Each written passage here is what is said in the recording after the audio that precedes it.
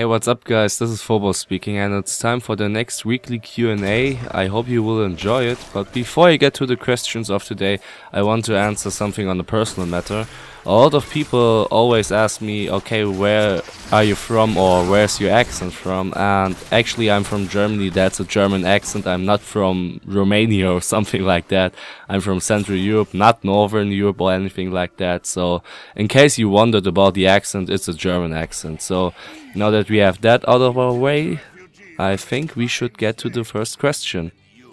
The first question of today comes from the Geralda. I hope I pronounced that correctly, and he has two questions for me, so let's get to them one after another. The first question: I can't decide between Impale with 100% more crit damage or with the 65% stun, because without that stun I die more often than with it, but I don't do that much damage. And you mentioned in your vid on how to maximize your damage output that one should take the 100% more crit damage.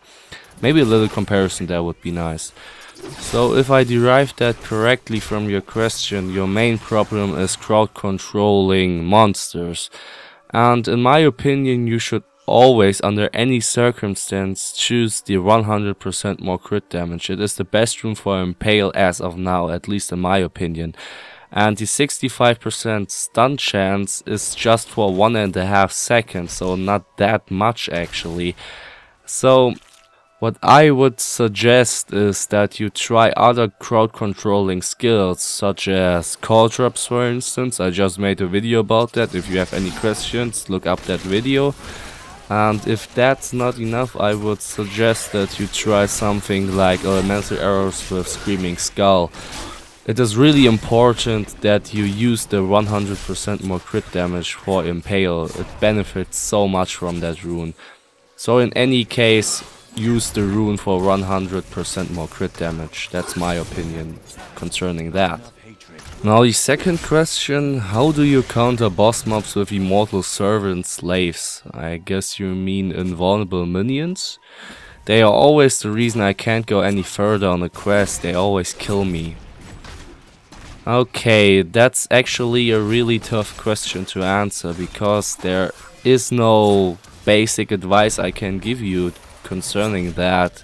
It really depends on the circumstances you're fighting this minion pack or this unique, because it depends on whether you're fighting in a tight corridor or in an open field, or if you're fighting them with affixes like mortar or fast or teleport or anything like that.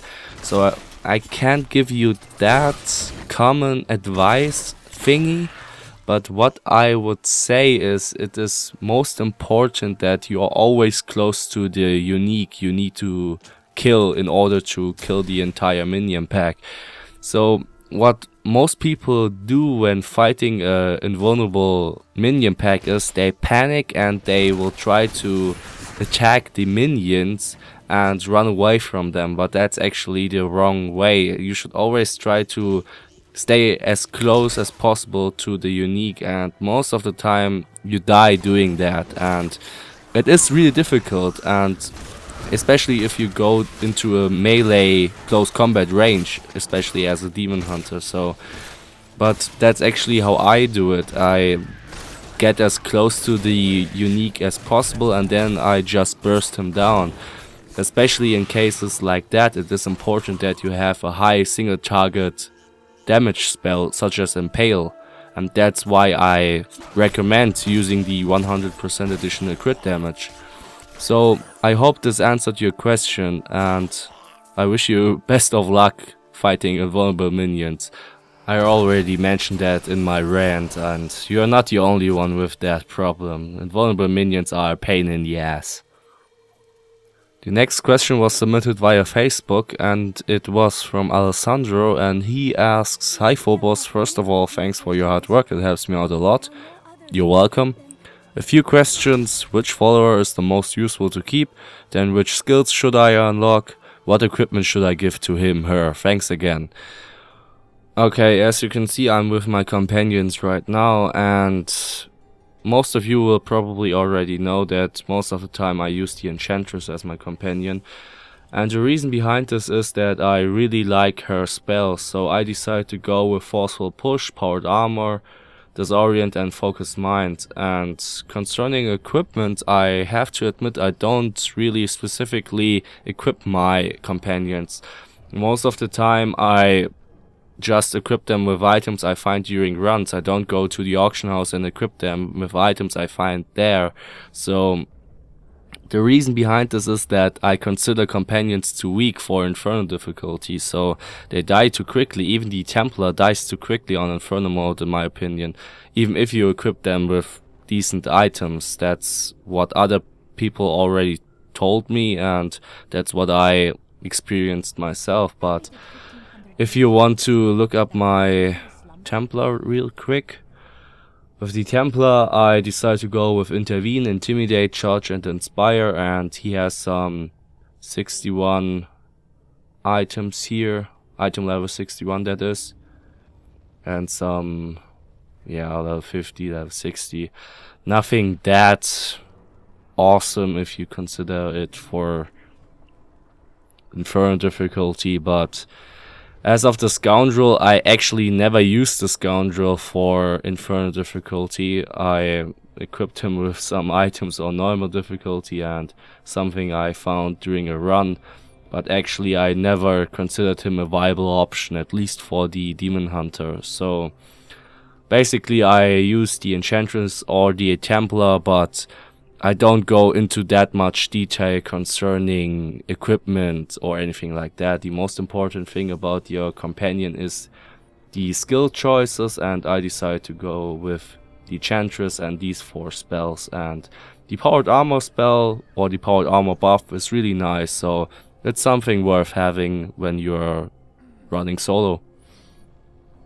With all that being said, of course you should equip the companions with their main stat, that is Intelligence for the Enchantress, Strength for the Templar and Dexterity for the Scoundrel. Of course they benefit also from Vitality, and also it is nice to equip them with some Magic Find items, but you shouldn't overdo it with Magic Find or Gold Find or anything like that, because actually the percentage of finding these items or gold is decreased. If you want more details on that topic, look up the video I did on Magic Finder Nephilim Valor. There's more information there. So, which companion do I consider most effective for the Demon Hunter? In my opinion, it is the Enchantress. The Templar is not resilient enough, in my opinion. He dies too quickly on Inferno.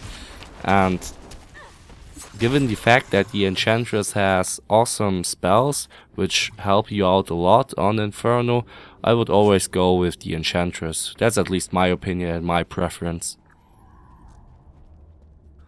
And that's the weekly Q&A for this week. I hope you enjoyed it. If you have questions, just make sure to leave them in the comment section below, on Twitter or on Facebook or here on YouTube. Just write a personal message and I will try to get to as many questions as possible. But until then, I wish you a really nice day. Have a good one. I will see you guys next time. Goodbye.